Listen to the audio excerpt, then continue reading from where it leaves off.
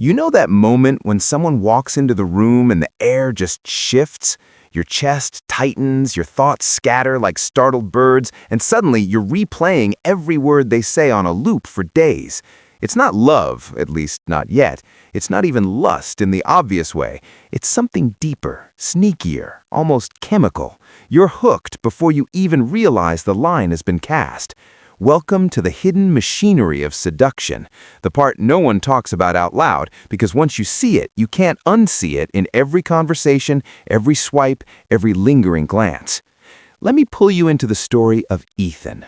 Not some fictional hero with perfect abs and a trust fund, just a regular guy, 32, living in a mid-sized city, working a job that paid the bills but never lit him up. Divorced 2 years earlier after a marriage that died from quiet indifference. He wasn't looking for anything when he stepped into that little bookstore cafe on a rainy Thursday evening. He only wanted a decent espresso and maybe a new thriller to kill the weekend. That's when Lila appeared. She wasn't the loudest or the most obviously beautiful person in the room. She was the one who made the room feel smaller. Dark hair falling across one eye, a half smile that suggested she already knew something about you that you hadn't admitted yet. She reached for the same book Ethan was reaching for, some obscure psychology title about desire, and their fingers brushed. Nothing dramatic, just skin on skin for half a second, but that half second rewired his nervous system. Ethan laughed awkwardly. "Great minds," he said. Lila tilted her head, eyes narrowing in playful appraisal. Or terrible ones, depends on the book. Her voice was low, a little raspy, like she'd spent the night whispering secrets. She didn't step back. Most people would have. She held the space between them like it belonged to her. And right there, before either of them had exchanged names, the hook was set. You felt this, haven't you? That electric pause where time stretches and your brain starts doing backflips, trying to decode the other person's every micro-expression. Science calls it the mere exposure effect mixed with novelty, but that's clinical. In the moment, it feels like destiny. Ethan's brain dumped a cocktail of dopamine and norepinephrine the second their eyes locked longer than polite society allows. His pupils dilated, his heart rate spiked.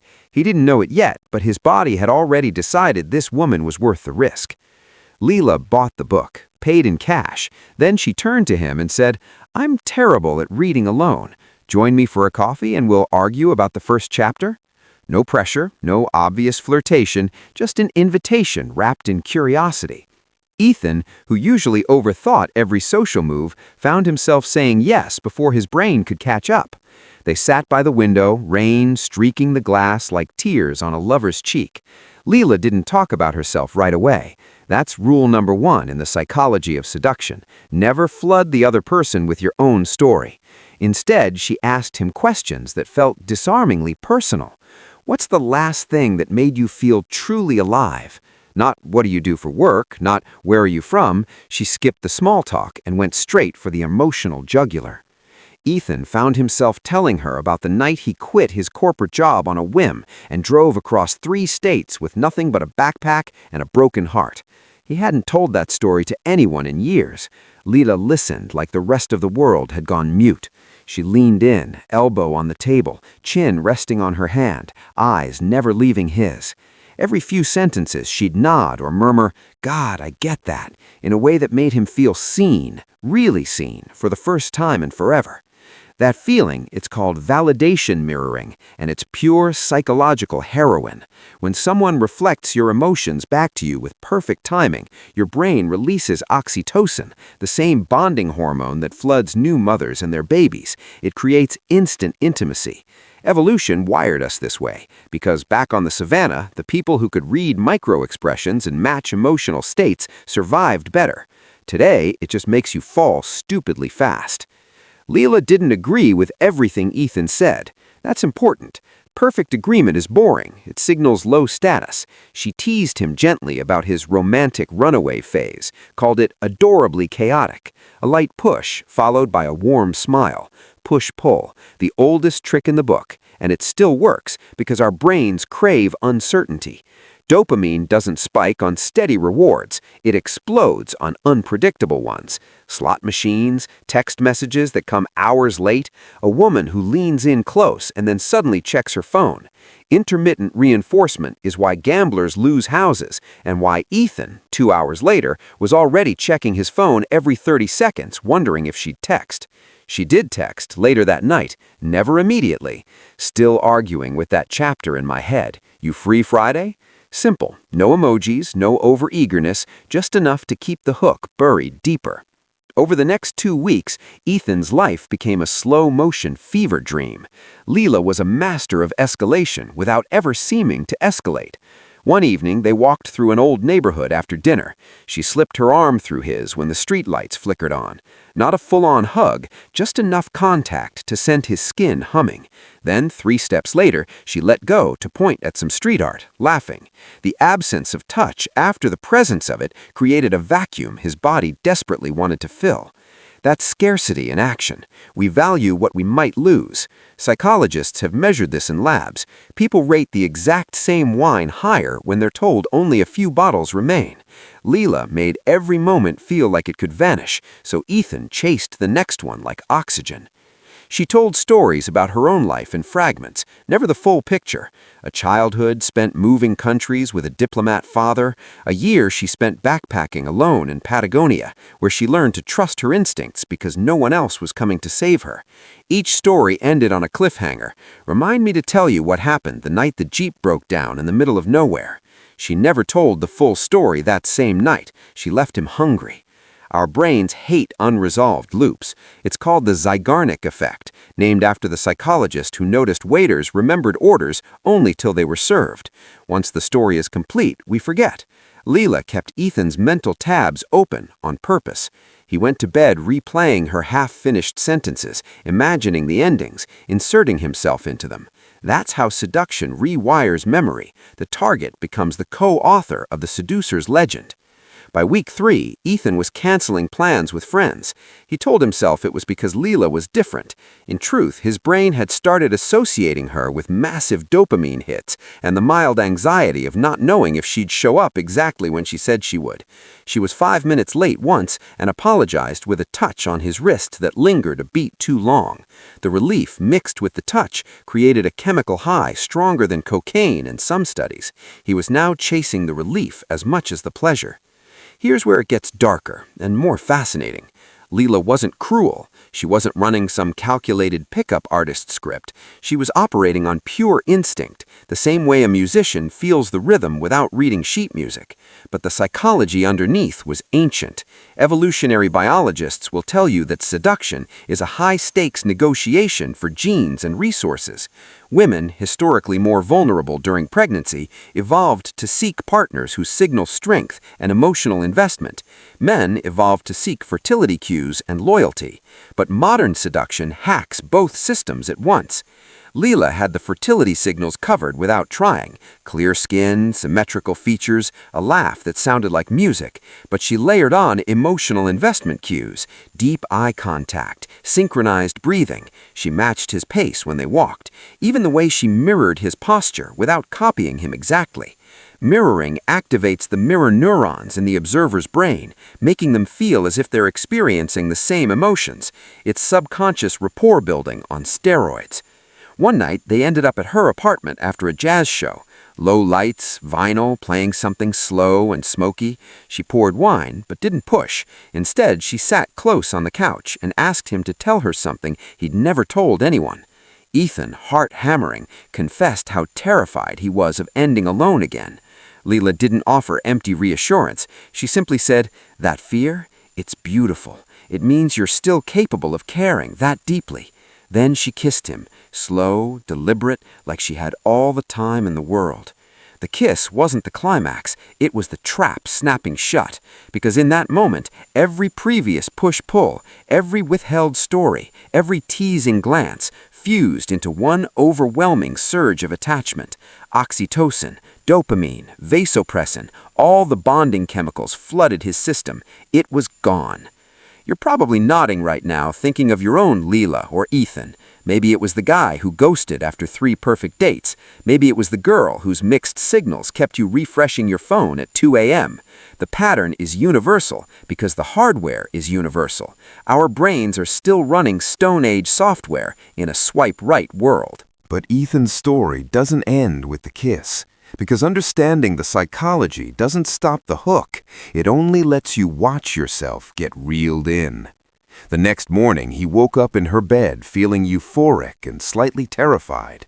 Lila was already up, making coffee, humming. She brought him a mug, kissed his forehead, and said, "I have an early meeting. Stay as long as you want." Then she left. No long goodbye, no "what are we" talk, just absence again. That single day of radio silence nearly broke him. He texted. She replied hours later with a single heart emoji and "thinking about last night." Short, perfect, enough to keep the dopamine drip alive, but not enough to satisfy. He spent the day replaying every touch, every word, analyzing for hidden meanings the way conspiracy theorists study the Zapruder film. This is the addiction phase. Neuroscientists scanning the brains of people in new romantic obsessions find activity in the same regions as drug addicts. The ventral tegmental area lights up like Vegas. The caudate nucleus, the reward center, goes haywire. Withdrawal feels like actual pain because it is. The same brain regions process emotional and physical pain. Lila knew this instinctively. She'd disappear for a day, then reappear with a voice note that sounded like she'd been counting the hours. "Missed your laugh today." Boom, massive reward spike. Then quiet again. The cycle kept Ethan in a state of pleasant desperation. Meanwhile, real life frayed. His work suffered. Friends noticed he was distant. One night, his best friend Marcus sat him down over beers and said, "Dude, you look like you're on drugs. Who is this girl?" Ethan tried to explain and realized he couldn't. Lila was a feeling more than a person at this point. He knew fragments of her life, but the full picture stayed just out of reach. That mystery was the glue. Mystery is seduction's secret weapon. The brain fills in blanks with idealized versions. We project our fantasies onto the unknown. Lila gave Ethan just enough information to construct a goddess in his mind. Every new revelation felt like a gift instead of data. But cracks started showing around week 6. One evening, they argued. Nothing dramatic, just a disagreement about whether people can truly change. Lila got quiet, then suddenly vulnerable in a way Ethan hadn't seen. She told him about her father leaving when she was 12 and how she'd spent years chasing men who reminded her of his absence. The story was raw, real tears. For a moment, the power flipped, and Ethan felt like the strong one, comforting her. That vulnerability was calculated? Not entirely, but it was perfectly timed. Nothing bonds people faster than shared emotional exposure. It's why soldiers in foxholes become brothers for life, and why cult leaders force confessions early. Lila had just deepened the hook by making Ethan feel like her savior. After the argument, they made love like the world was ending. The intensity was off the charts because conflict plus resolution floods the system with even more bonding chemicals. Makeup sex isn't just hot, it's chemically engineered to make you forget why you were mad. By now, Ethan was fully hooked. He started imagining a future, moving in, meeting her family, the whole fairy tale. He told her as much one lazy Sunday morning while they lay tangled in sheets. Lila smiled, traced a finger down his chest, and said, "Let's not rush the magic." Then she changed the subject so smoothly he didn't notice the deflection until hours later. That's when the doubt crept in, the same doubt that makes every seduced person check their phone obsessively, the doubt that keeps you coming back for more. Because certainty kills desire. Uncertainty keeps the chase alive. Ethan started testing her, canceled the date last minute to see how she'd react. She responded with grace. "No worries, I'll survive, but I'll be thinking about you in that blue shirt you wore last week." No guilt trip, no cold shoulder, just enough warmth to pull him back in harder. He felt guilty for testing her and overcompensated the next time by showing up with flowers and a weekend getaway plan. See the pattern? The seduced person begins to chase the seducer. The power flips without the target ever realizing it happened. 3 months in, Ethan was exhausted and exhilarated. Lila had become his entire emotional weather system. Sunny days when she was present, storms when she pulled away. He lost weight, he glowed. His friends joked that he was whipped. He didn't care. Then came the night that changed everything. They were at a rooftop bar with some of her friends. Lila was charming everyone, but Ethan noticed something new. The way she touched the arm of a tall, tattooed guy named Marcus. No, not his Marcus, a different Marcus. The touch lingered exactly the way hers had lingered on Ethan weeks earlier. The same half smile, the same tilted head. For the first time, Ethan saw the machinery from the outside. He felt a stab of jealousy so sharp it was physical. Later, in the Uber home, he asked her about it. Lila laughed softly. "Jealousy looks good on you." She didn't deny or explain. She simply kissed him and whispered, "You're the one I'm going home with." Reward and uncertainty again. But the seed of doubt had been planted. That night, Ethan couldn't sleep. He lay there listening to her breathe and realized he had no idea who she really was. The fragments she had given him could have been tailored exactly to his own wounds. The absent father story mirrored his fear of abandonment.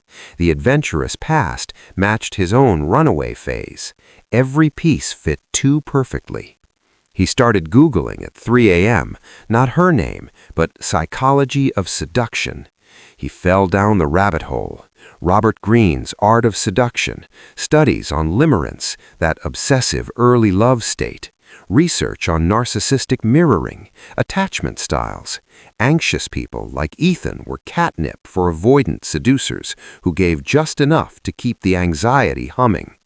The knowledge didn't free him, it only made the hook more visible. He understood now why her texts came exactly when his mood dipped, why her stories always ended on cliffhangers, why the sex felt transcendent and the mornings after felt like mild hangovers. He confronted her the next weekend, not angrily, just honestly. He said, "I feel like I'm addicted to you, and I don't know if that's love or something else." Lila didn't flinch. She took his hands, looked him dead in the eyes, and said, "Maybe it's both. The best connections feel like addiction at first. The question is whether we can turn it into something real." For a moment, the old magic worked. His heart soared. Then he remembered the rooftop touch, the perfect timing of every vulnerability, the way she always left him wanting more. He pulled back. "I need to know you, all of you. Not the version that keeps me chasing." Something shifted in her face. For the first time, the mask slipped, not completely, but enough. She admitted she'd been hurt badly before, and that keeping people slightly off balance felt safer. She wasn't manipulating on purpose, she said. It was just how she knew how to connect. The confession felt real. Maybe it was. They didn't break up that night. Instead, they made a pact to try slower, more honestly. No more games, no more disappearing acts. But the story doesn't end neatly, because seduction psychology lingers like smoke. Even now, months later, Ethan sometimes catches himself refreshing his phone when she's 5 minutes late with a reply. The hook is still there, just buried deeper.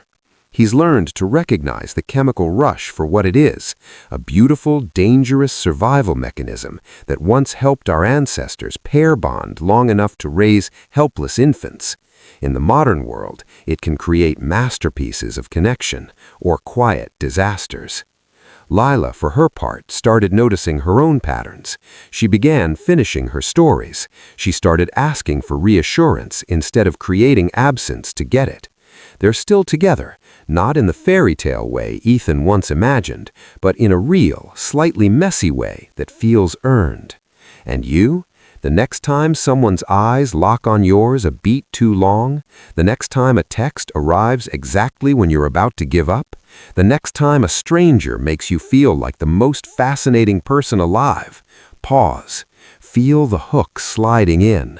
Notice the dopamine, the oxytocin, the ancient wiring lighting up. You don't have to run from it. Seduction is one of the most human things we do. But now you see the strings. You can choose to dance anyway, eyes wide open, heart racing, fully alive. Because that's the final secret. The most powerful seduction isn't the one you trap yourself. It's the one you walk into willingly, knowing exactly why you're getting hooked and deciding the ride is worth it. So the next time it happens to you, and it will, smile, feel your pulse quicken, lean in, and remember Ethan's story. Because understanding the psychology doesn't kill the magic. It just makes the magic yours to keep.